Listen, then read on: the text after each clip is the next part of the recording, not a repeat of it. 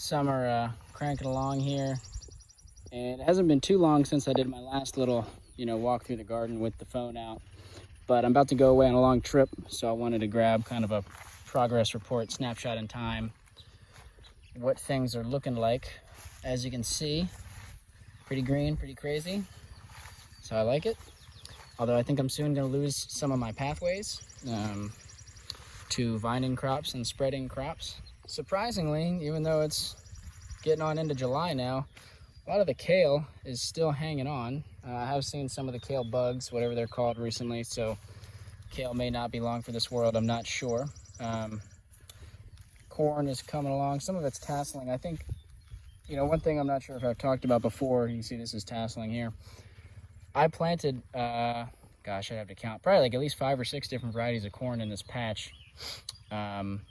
And so they're all going to be flowering at slightly different times. So I have no idea, the pollination might be not very good in this patch. I'm trying to develop a bit of a diverse flower corn to landrace, but I think next time I need more plants to really achieve what I'm going for. Or maybe try to stagger the planting times. So that's a note on that. This bed is going to get wild with tomatoes, and I don't think I'm going to have the time or the willingness to come in here and tie them up, give them something to climb. So these tomatoes are just going to sprawl all over the place, which means harvesting them is probably going to be a pain because this is a super wide bed. But you know what? Not worried about it. This area is really just for fun. Next year when I have more time to prepare, I do want to expand the garden and try to generate more of my own food, but this is really just a kind of a fun space. Strawberries are pumping along. Hopefully they're going to start taking over some of these pathways. You can see some of the hazelnuts are getting some Japanese beetle damage, but I think they're going to pull through and be okay. I'm not really, like with everything, I don't really do a whole lot of intervention other than putting down more mulch, compost, trying to water. You can see this guy really getting hammered.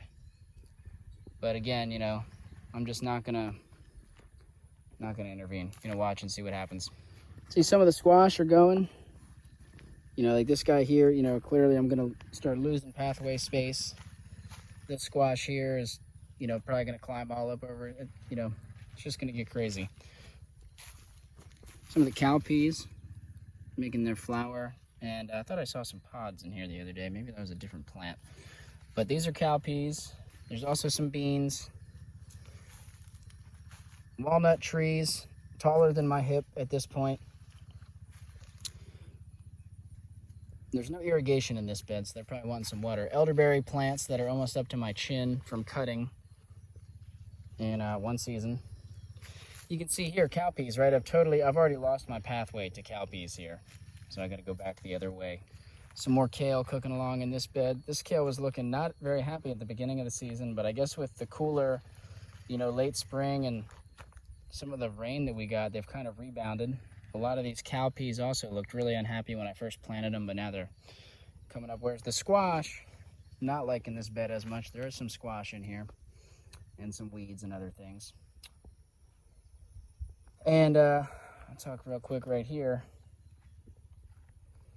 This is where I had the tarp down like this a little over a week ago, maybe almost 2 weeks ago, week and a half, I forget. I pulled the tarp off and all the grass was dead, and I raked little lines in it, and I spread down cowpeas and sorghum and whatnot, and I put down like less than an inch of leaf compost and a dusting of wood chips, and I've been sprinkling with the sprinkler to irrigate.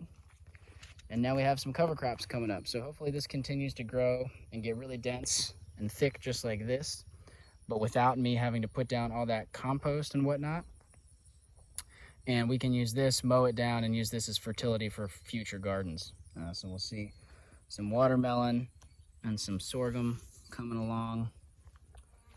That's kind of the main gist. I still haven't really done a whole lot over in this section. It's mostly grass. I know that was kind of a brief walkthrough. Some of this yarrow you can see is going to seed, which I'm excited about because I would like to get seed in this pathway. It'd be really cool if this transitioned more into yarrow. I love mulch, wood chips and stuff like that. They're great, but they're a lot of labor to be continually reapplying and, This is not a production space. Like I said, this is kind of a fun space. And so anything I can do to cut back on labor is good. I've kind of stopped trying to fight the grass that's walking into the pathways and just figured, you know, at least it's getting pushed out of the beds because of all of the green that I have going on here. And I'm just gonna not worry about it because it would be way too much time and effort for me to come through here and pull out all of the grass.